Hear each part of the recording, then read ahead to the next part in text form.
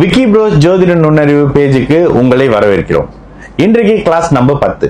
ஒரு ராசி கட்டம் எப்படி வந்தது, ஜாதகம் உருவானது அறிவியல் பூர்வமாக அப்படின்னு சொல்றோம்ல, அந்த அறிவியல் பூர்வமான அமைப்புகள், அந்த வானியல் இருக்கக்கூடிய தன்மை எப்படி அந்த ஜாதக கட்டத்துல நம்மளுடைய ஞானிகள் கொண்டுட்டு வந்திருக்காங்க, எந்த அளவுக்கு அது துல்லியமான நிலை இருக்கு, எந்த அளவுக்கு அது அந்த கிரகங்களின் அமைப்புகளை பிரதிபலிக்குது அப்படின்ற விஷயங்களை இந்த கிளாஸ் 10ல நம்ம பார்க்க போறோம். சரிங்களா? வாங்க நேரடியா கிளாஸ்க்கு போயிடலாம். ஜோதிட நுண்ணறிவு கிளாஸ் 10. இன்னைக்கு இந்த ராசி கட்டம் எப்படி அமைஞ்சது அப்படின்றத பார்க்க போறோம். ராசி கட்டம் அமைந்த விதம் இது கண்டிப்பா உங்களுக்கு தெரியணும். ராசி கட்டம் அமைந்த விதம் ஓகே, அமைந்ததுன்னு வச்சுக்கிறேங்களேன்.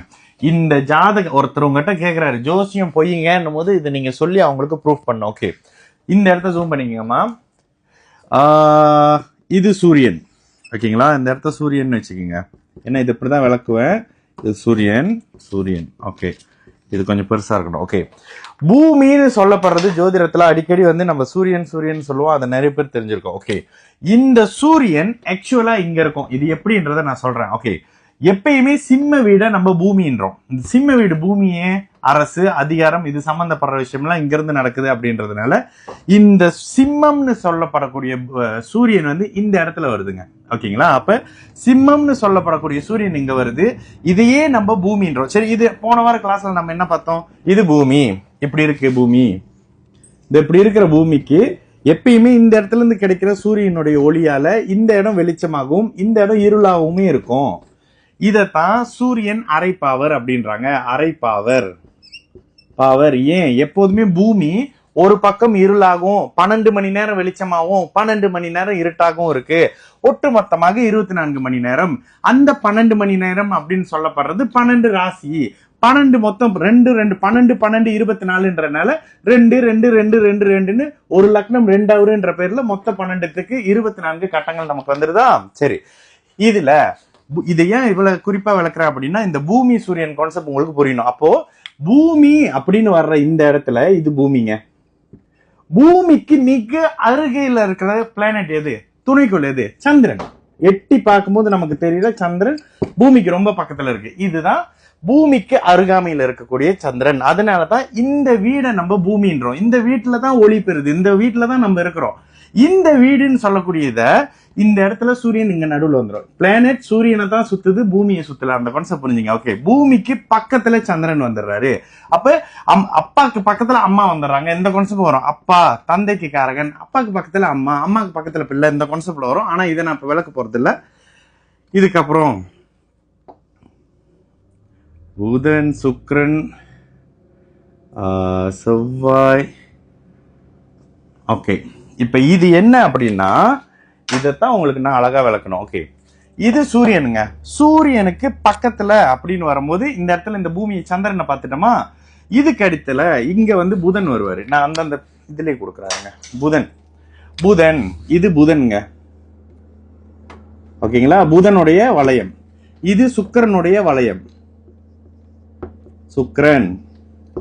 சுக்கிரன் முடிஞ்சு செவ்வாய் முடிஞ்சு குரு. இது அப்படியே அசந்து போவீங்க. இது நீங்க பாத்தீங்கன்னா இது சனி. பூமியில இருந்து புதன் 1ஆவதா இருக்கிறாரு, சுக்கிரன் 2ஆவதா இருக்கிறாரு. நமக்கு இங்க பூமி இடையில வரும். இந்த பூமின்ற கான்செப்ட் தான் இப்ப நம்ம பாத்துக்கிட்டு இருக்கோம். பூமி இடையில வருது. பூமிக்கு பக்கத்துல செவ்வாய், குரு, சனி இருக்கிறாங்களா? ஓகே, இதே கான்செப்ட் அப்படியே நம்ம இங்க அப்ளை பண்ண போறோம். இந்த சூரியனுக்கு பக்கத்துல புதன் வராரு. புதனின் வீடுகள், புதனின் மிதுன வீடு, மிதுனம். புதனின் கன்னி வீடு. புரியுதா? புதனுக்கு பக்கத்துல சுக்கிரனுடைய ரிஷப வீடு. சுக்கிரனுடைய துலாம் வீடு. சுக்கிரனுக்கு பக்கத்துல யார் இருக்கிறா? செவ்வாயுடைய மேஷ வீடு, செவ்வாயுடைய விருச்சிக வீடு. செவ்வாய்க்கு பக்கத்துல யார் இருக்கா? குருவுடைய மீன வீடு, குருவுடைய தனுசு வீடு. லாஸ்டா இந்த சூரியனுக்கு கடைசியில இருக்கிறவரு சனி. இந்த சூரியனுக்கு கடைசியில இருக்கிற சனியின் 2 வீடுகள் கும்பம், மகரம்.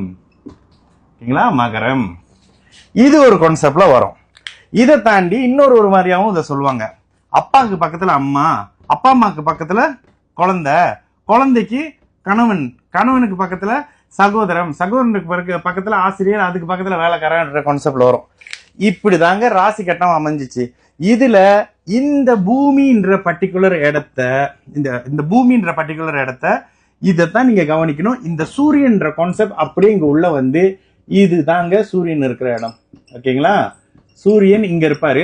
இது பூமி, பூமிக்கு பக்கத்துல இருக்கிற சந்திரன், அதுக்கு பிறகு இருக்கக்கூடிய புதன், அதுக்கு பிறகு இருக்கக்கூடிய சுக்கிரன், அதுக்கு பிறகு இருக்கக்கூடிய செவ்வாய், அதுக்கு பிறகு இருக்கக்கூடிய குரு, லாஸ்டாக சூரியனின் ஆத்ம ஒளி அறவே பட முடியாம வெளிச்சத்துக்கு நேர் எதிரில் இருக்கக்கூடிய இந்த இருள் சனியோட வீடுன்னு வரங்க.